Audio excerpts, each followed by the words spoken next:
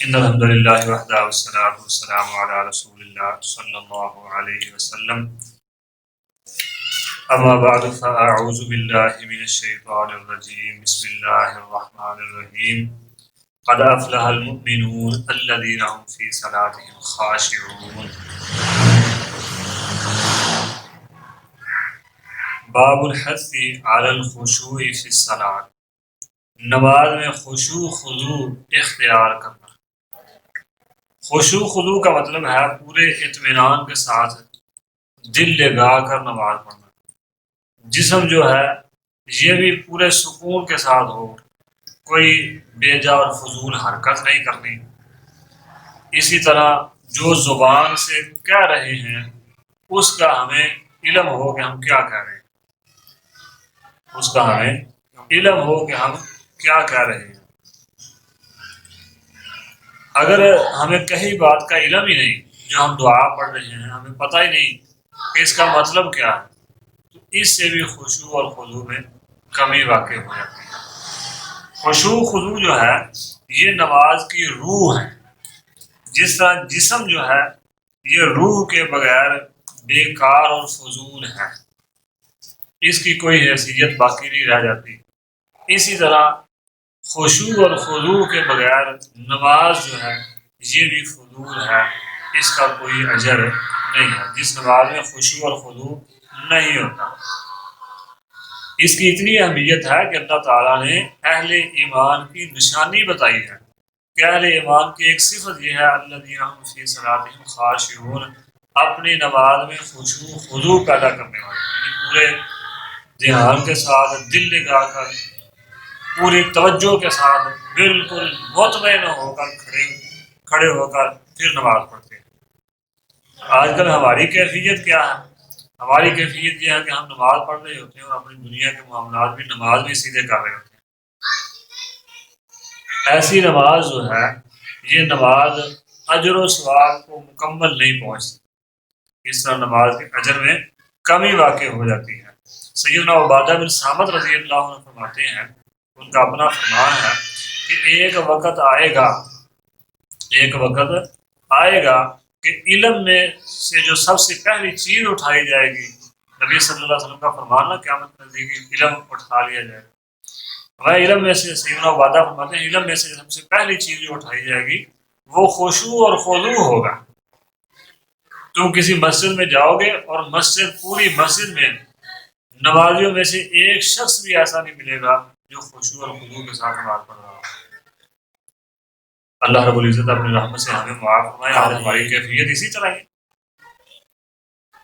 کوئی نماز پڑھ رہا ہے وہ خارش کر رہا ہے، کوئی نماز پڑھ رہا ہے وہ کپڑے سیدھے کر رہا ہے، کوئی نماز پڑھ رہا ہے کچھ کر رہا ہے، کوئی نماز پڑھ رہا ہے وہ اپنے جو سامنے چیزیں ہیں ان کی طرف دیکھ رہا ہے، کوئی نماز پڑھتے ہوئے کچھ کر رہا ہے۔ عبادہ بن صامت رضی اللہ عنہ نے فرمایا کہ پورے مسجد کے مکمل نمازیوں میں سے ایک شخص بھی ایسا نہیں ہوگا جو خشوع اور خضوع کے ساتھ نماز پڑھ رہا ہے۔ سیدنا عبادہ رضی اللہ عنہ کا یہ فرمان سنن ترمذی میں 2653 نمبر حدیث ہے اور صحیح حدیث ہے۔ اتنا اہم عمل ہے یہ خشوع اور خضوع کا۔ بہت ساری چیزیں ایسی ہیں جو انسان کے نماز کے دوران خشوع اور خضوع میں کمی واقع کر دیتی ہے، تو ایسے عوامل سے بھی نبی صلی اللہ علیہ وسلم نے دور رہنے کا حکم دیا ہے کہ ان سے دور رہو تاکہ خشوع اور خضوع میں کمی نہ واقع ہو۔ نبی علیہ السلام نے وہ عوامل بھی بتائے ہیں جن عوامل سے خشوع اور خضوع میں کمی واقع ہوتی ہے۔ ان میں سے پہلا کام یہ ہے اگر بھوک لگی ہوئی ہے تو سب سے پہلے کھانا کھانا چاہیے۔ نبی صلی اللہ علیہ وسلم میں اگر بھوک لگی ہے کھانا سامنے آ گیا پہلے کھانا کھا لو۔ ظاہر ہے جس انسان کو بھوک لگی ہے وہ پہلے نماز پڑھے بعد میں کھانا کھائے تو سارا دھیان تو اس کا کھانے کی طرف ہوگا کہ میں جلدی جلدی نماز ختم کروں اور جا کر کھانا کھاؤں۔ اس لیے نبی صلی اللہ علیہ وسلم نے فرمایا پہلے کھانا کھاؤ دھیان کے ساتھ، پھر آ کے نماز پڑھو، تاکہ توجہ جو ہے وہ نماز سے ہٹے نہ، نماز کے اندر رہے۔ جب انسان نماز پڑھ رہا ہوتا ہے تو اللہ رب العزت کے ساتھ ہم کلام ہوتا ہے، اللہ رب العزت کے ساتھ ہم کلام ہوتا ہے۔ نبی علیہ السلام نے فرمایا عبادت اس طرح کرو جس طرح تم اللہ کو دیکھ رہے ہو، یہ احسان ہے اگر یہ نہیں ممکن تمہارے لیے کہ تم اللہ کو دیکھ رہے ہو، پھر کم از کم اس طرح نماز پڑھو کہ اللہ رب العزت تمہیں دیکھ رہا ہے۔ تو جب ہم نماز اس طرح پڑھیں کہ دنیا کے معاملات بھی اپنی نماز میں ہی جو ہے نا مکمل سیدھے کر رہے ہوں، خارج کر رہا ہے، وہ کپڑے سیدھے کر رہا ہے، کوئی بال سیدھے کر رہا ہے، کوئی کچھ کر رہا ہے، یہ اس طرح تو پھر نہ تو ہم یہ نماز جو ہے اس میں نہ یہ درجہ ہے کہ ہم اللہ کو دیکھ رہے ہیں، اور نہ یہ درجہ ہی پیدا ہو سکتا ہے کہ اللہ ہمیں دیکھ رہا ہے۔ ہماری تو توجہ ہی نہیں ہے نماز کی طرف، بس عادت کی نماز ہم نے بنائی ہوئی ہے، آئے اوپر نیچے ہوئے، ایک کیسٹ لگی تھی، جس طرح کیسٹ چلتی ہے ہر لفظ ادا کرتی رہتی ہے، ہمارے زبان سے جو ہے وہ الفاظ ادا ہو رہے ہوتے ہیں، ہمیں پتہ نہیں ہم کیا کہہ رہے ہیں، وہ کیسٹ چل رہی ہوتی ہے ہمارے اندر، الفاظ کی الفاظ ادا ہوتے جا رہے ہیں۔ تو خشوع و خضوع پیدا کرنا چاہیے۔ پیشاب آیا ہے، بول ہے یا براز ہے یا گیس بنی ہوئی ہے پیٹ میں، تو اس کو جو ہے اس کا پہلے حل نکالیں، قضائے حاجت سے فارغ ہو، پیٹ سے جو ہوا ہے اس کو خارج کریں، تو پھر آ کے نماز پڑھیں۔ اگر پیشاب آیا تو اس میں یہی صورت ہوگی، بندے کا یہ دھیان اس طرف ہوگا کہ جلدی جلدی نماز ختم ہوگا، جا کے پیشاب کروں۔ دوران نماز میں پیشاب آ جائے تو تب بھی نماز چھوڑ کے جا کے پہلے پیشاب کرنا ہے۔ اسی طرح اگر نماز کے وقت نیند آنی شروع ہو گئی ہے، نماز کے وقت نیند آنی شروع ہو گئی ہے، تو پھر پہلے جا کے سو لیں، پھر آ کے نماز پڑھیں۔ اس میں یہ بات بھی یاد رکھیں، کھانے میں بھی اور نیند میں بھی، کہ نماز کے وقت کے گزر جانے کا ڈر نہ ہو۔ اگر نماز کے وقت کے گزر جانے کا ڈر ہے تو پہلے نماز پڑھ کے پھر کھانا کھائیں، نماز قضا نہیں کرنی۔ اگر نماز کے وقت کے گزر جانے کا ڈر ہے تو پہلے نماز پڑھ لیں پوری توجہ کے ساتھ، پھر جا کے سوئیں۔ اگر وقت کے گزر جانے کا ڈر ہو تو پھر پہلے نماز پڑھنی ہے، بعد میں دوسرے کام کرنے ہیں۔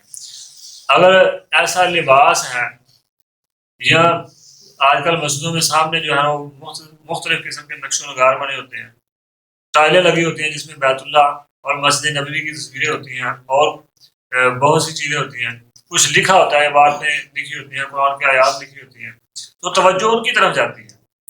تو مسجدوں میں یا کہیں بھی جہاں آپ نماز پڑھ رہے ہیں، نقش و نگار والی چیز، مسلح بڑے خوبصورت مختلف قسم کے ڈیزائن ان کے اوپر ہوتے ہیں، ایسے مسلوں سے بھی پرہیز کرنا چاہیے۔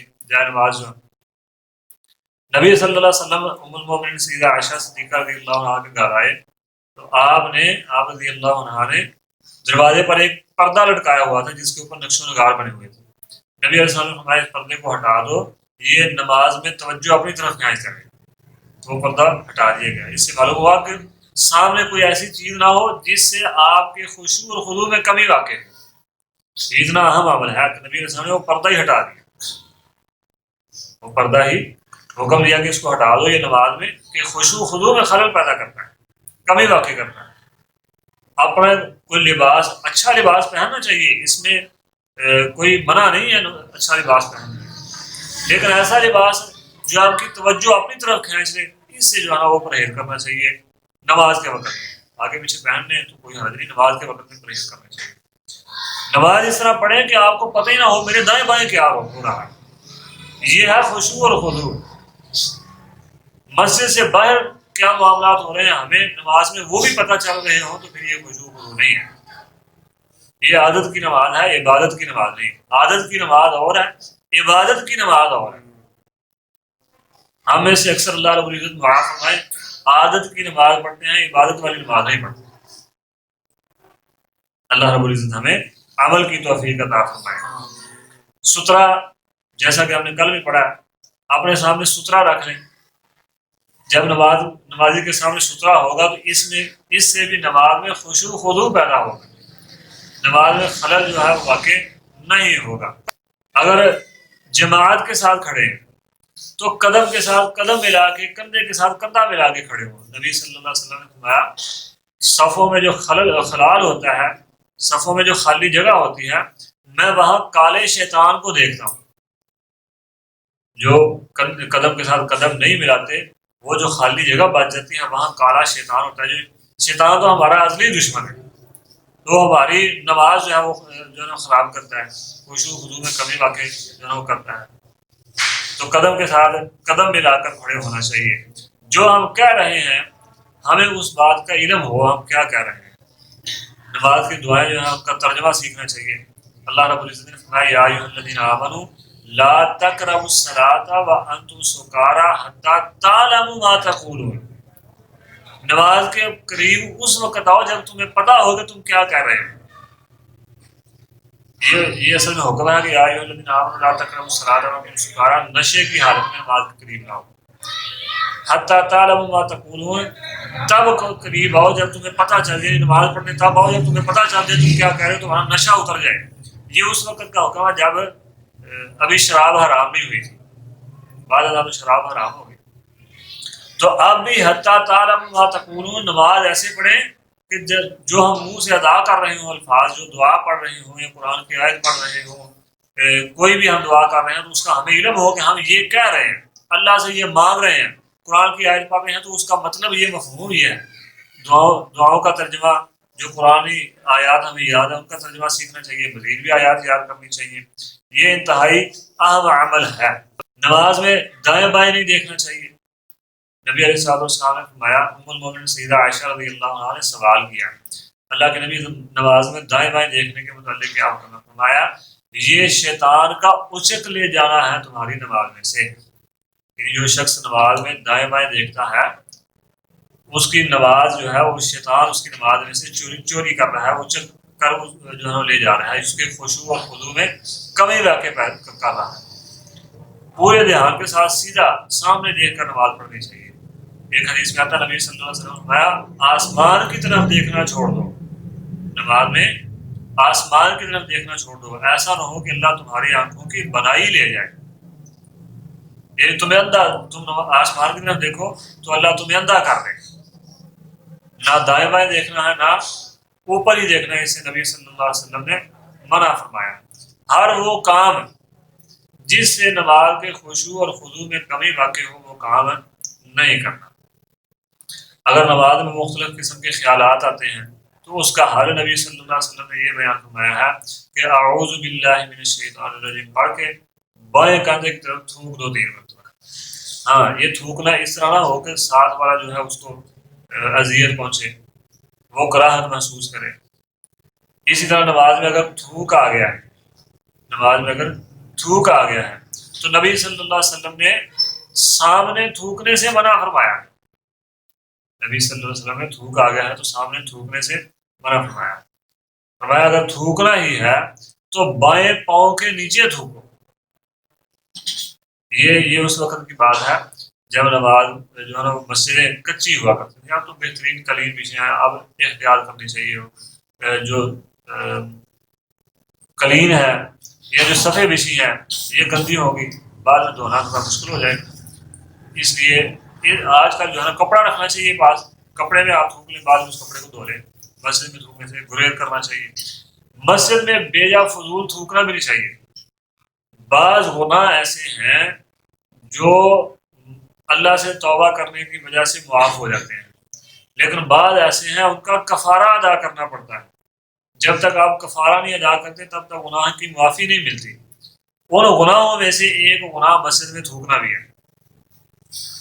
جب تک اس کا کفارہ ادا نہیں کرتے تب تک گناہ معاف نہیں ہوتا، اور اس کا کفارہ یہ ہے کہ جہاں آپ نے تھوکا ہے اس جگہ کو اچھی طرح صاف کریں۔